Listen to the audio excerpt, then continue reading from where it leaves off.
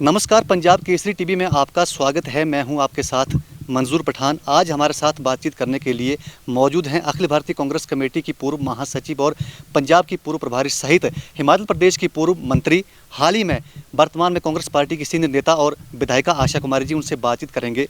Ma'am, BJP कहती है कि 70 सालों में कांग्रेस ने कुछ नहीं किया है। आप 40 साल से राजनीति में हैं और 40 साल में आपने क्या किया है, ये बताएं। भारतीय जनता पार्टी अपनी नाकामियों को दूसरे पर ना लगाए।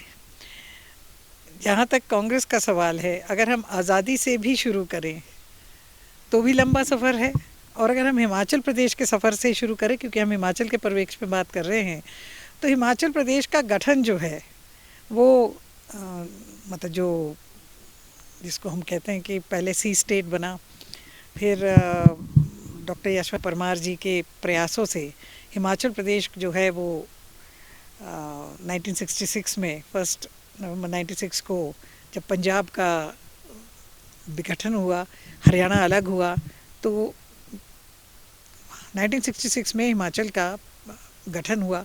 उसके बाद 1971 में श्रीमती इंदिरा गांधी जी आई, और इंदिरा गांधी जी से बातचीत करके राजा वीरभद्र सिंह जी उस वक्त सांसद थे, डॉक्टर यशवंत परमार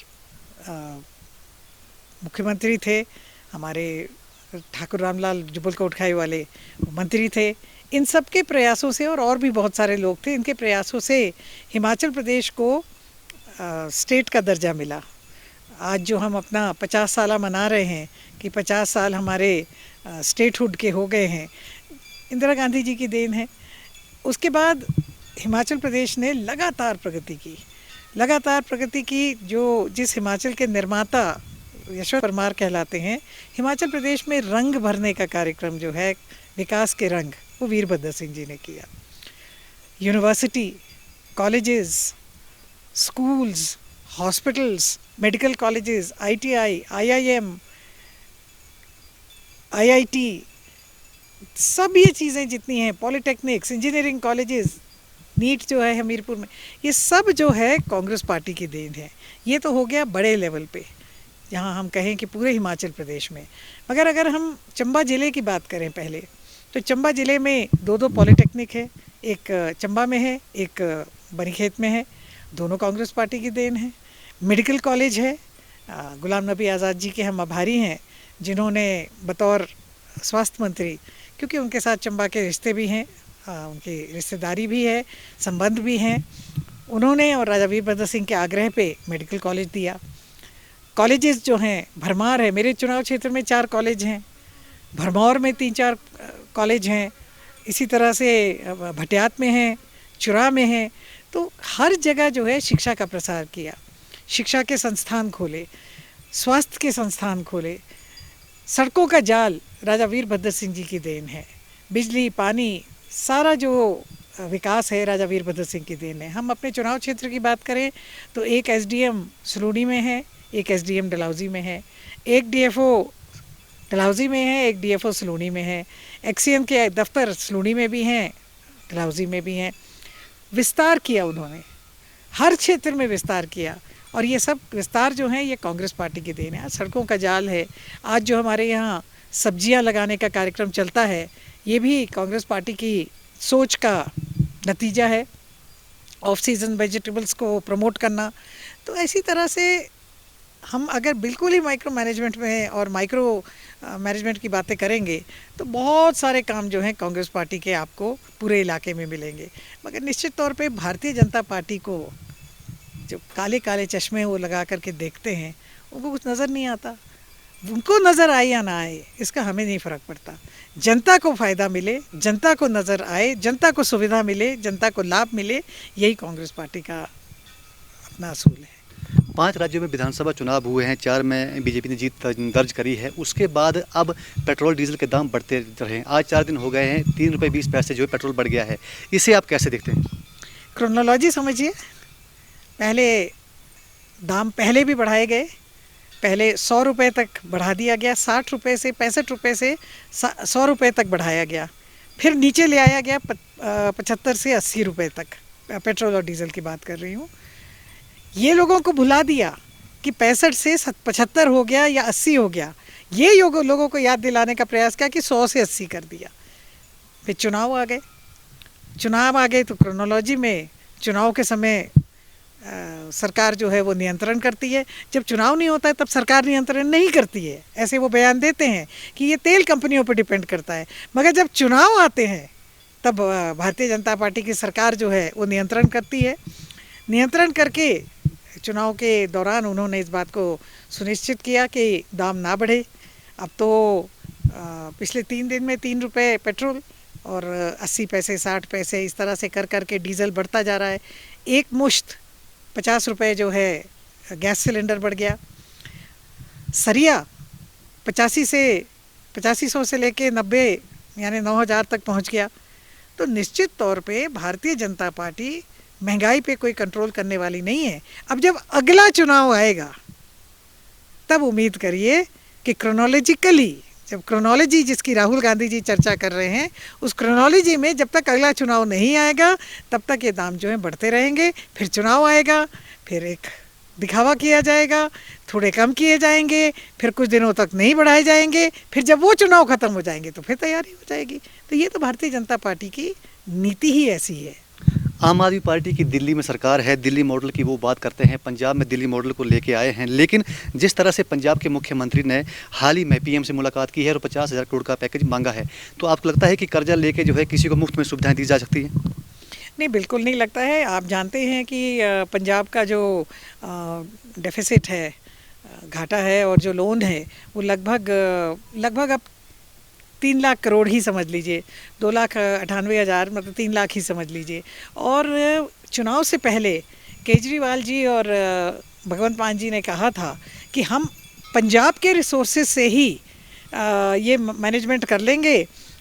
उन्होंने इतने हज़ार रुपए बताए कि इतने हज़ार रुपए जो है वो माइनिंग से जो नहीं आता है, इतने हज़ार रुपए जो है वो फलाना टैक्स जो लगता है उससे हम ले लेंगे।